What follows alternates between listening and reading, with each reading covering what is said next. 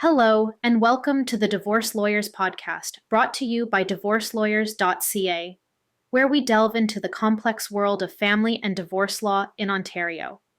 The holiday season is fast approaching, and while it's a time of joy and celebration for many, it can also be a period of stress and conflict for separated parents.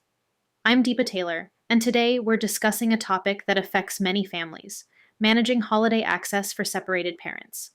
Let's explore the challenges, legal considerations, and best practices for ensuring that the holiday season remains a joyful time for your children, despite the complexities of separation. The holiday season is an emotional time, especially for children. They often have high expectations, looking forward to spending time with both parents, and any disruption to these plans can be deeply upsetting. For newly separated parents, navigating this period can be particularly challenging, as old routines are replaced with new ones, and emotions are still raw. It's crucial to remember that the primary focus should always be on the well-being of the children. This means making decisions that prioritize their happiness and sense of stability. Let's talk about how separated parents can approach holiday access in a way that minimizes stress and maximizes joy for their children. Now, let's dive into the legal aspects. When parents separate, one of the first things that need to be addressed is the access schedule, and holidays are a significant part of this discussion. If you're newly separated and don't yet have a formal agreement in place, it's important to start thinking about how holiday access will work as early as possible. Courts in Ontario often see a surge in cases related to holiday access in the weeks leading up to major holidays, especially Christmas. If you already have a separation agreement or court order in place that outlines holiday access, it's crucial to adhere to it. Consistency is key to providing your children with a sense of security. However, life is unpredictable, and sometimes changes are necessary. In these cases, open communication with your ex-partner is vital. Try to reach a mutually agreeable solution without the need for court intervention, which can be costly and stressful. Approaching the topic of holiday access with your ex-partner can be tricky, but it's essential to do so in a way that minimizes conflict. Start by discussing what the holidays mean to each of you and how you can both ensure that your children have meaningful experiences. For example, one parent may place more importance on Christmas Eve, while the other values Christmas morning. If you're unable to reach an agreement, consider seeking help from a mediator.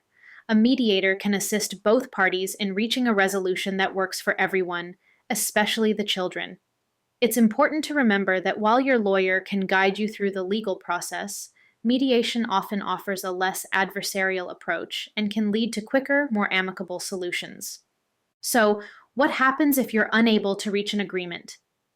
If discussions and mediation haven't resolved the issue, you might need to consider filing a motion with the court. However, it's important to understand that this should be a last resort. Courts in Ontario are often overwhelmed with holiday access motions in the lead up to Christmas, and not all requests will be seen as emergencies. If you do decide to go to court, it's crucial to act early. Don't wait until the last minute, as this can lead to rushed decisions and added stress for everyone involved. The courts will look at several factors, including past practices, what's known as the status quo, and the best interests of the child when making their decision. Flexibility is one of the most important attributes you can bring to the table during the holidays. While it's natural to want to stick to your traditions, remember that your children's happiness is the ultimate goal.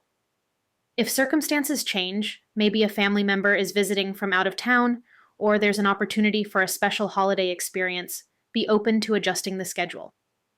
Keep in mind that last-minute changes can be disruptive for children. Try to give them as much notice as possible if their holiday plans are going to be altered, and involve them in the process if appropriate for their age. This helps them feel more in control and less anxious about the changes. As children grow, their needs and desires around the holidays will evolve. What worked when they were young might not be as effective when they're older. For example, as teenagers, they might have social events or commitments with friends that they want to prioritize. It's important to revisit your holiday access arrangements regularly to ensure they're still meeting the needs of your children. If both parents are willing to be flexible and communicate openly, you can avoid unnecessary conflicts and create new traditions that everyone can enjoy. If direct communication between you and your ex-partner isn't working, there are other options available that don't involve going to court.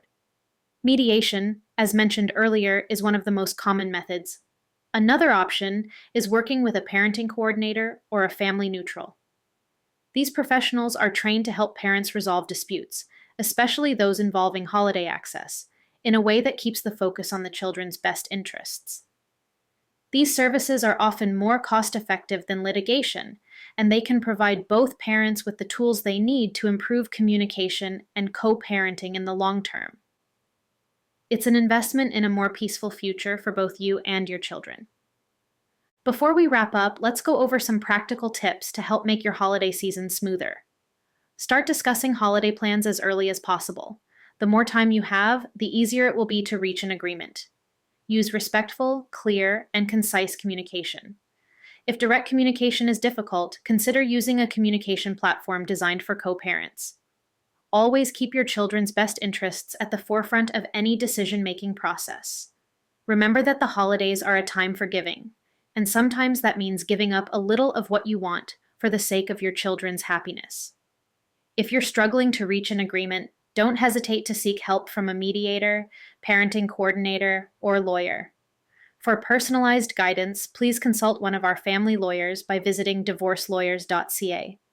As we've discussed today, managing holiday access as a separated parent can be challenging, but with the right approach, it's possible to create a holiday season filled with joy and love for your children.